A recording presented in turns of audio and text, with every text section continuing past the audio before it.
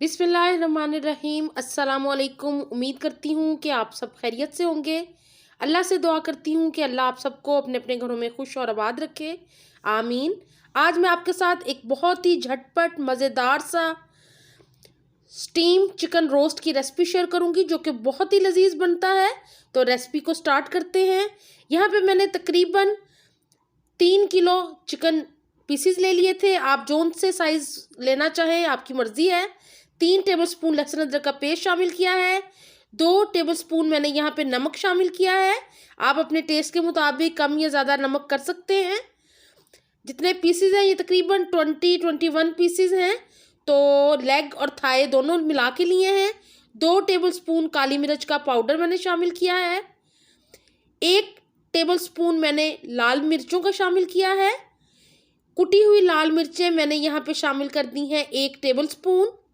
और चाट मसाला इसके अंदर मैं शामिल करूँगी तकरीबन 1 टीस्पून।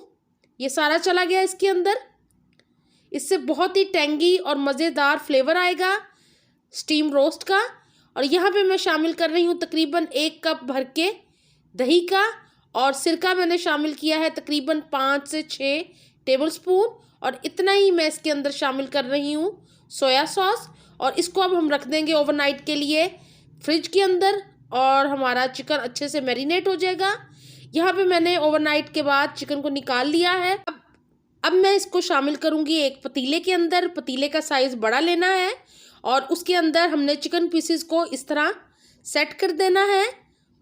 इसके लिए किसी स्टीमर की या किसी और बर्तन की बिल्कुल ज़रूरत नहीं है। आप नॉर्मल पतीला लें, बड़े साइज़ का लें और इस तरह सारे चिकन को इसके अंदर अरेंज कर दें। मैरिनेशन चूँकि ओवरनाइट हुई है तो सारे मसाले इसके अंदर अच्छे से मिक्स हो गए हैं। जो बाकी की मैरिनेशन थी मैंने उसको भी शामिल कर दिया इसके अंदर। और अब इसको हम रखेंगे चूल्हे के ऊपर। उससे पहले मैं इसके अंदर शामिल कर रही हूँ 3 टेबलस्पून घी के। आप ऑयल का भी इस्तेमाल कर सकते हैं, मक्खन का इस्तेमाल कर सकते हैं या देसी घी का भी इस्तेमाल कर सकते हैं, ये आपकी अपनी मर्ज़ी है। मैं इसके अंदर शामिल कर रही हूँ घी और इसको अब मैंने रख दिया है चूल्हे के ऊपर। मीडियम आंच पे इसको रखना है हमने तकरीबन 10 से 15 मिनट के लिए। और आपको मैं दिखाऊंगी, अब इसको कवर कर दूंगी और 10 से 15 मिनट के बाद मैं आपको दिखाती हूँ। तो यहाँ पे 10 से 15 मिनट हो गए हैं और आप देख रहे हैं कि चिकन ने पानी रिलीज़ कर दिया है और दही का भी पानी निकल आया है। तो इसी पानी के अंदर हमारा चिकन बेहतरीन से स्टीम हो जाएगा। तो अब इसको कवर करके दोबारा रख देंगे। तकरीबन 1 से सवा घंटा लगता है क्योंकि चिकन की क्वांटिटी ज़्यादा है तो इतना टाइम लगेगा। अगर आप थोड़ा चिकन लेंगे तो वो जल्दी रेडी हो जाएगा। तो ये देखिए, आप आंच मैंने धीमी कर दी हुई है। 15 से 20 मिनट हमने इसको तेज़ आंच पे रखना है और फिर इसको हमने कर देना है धीमी आंच पे।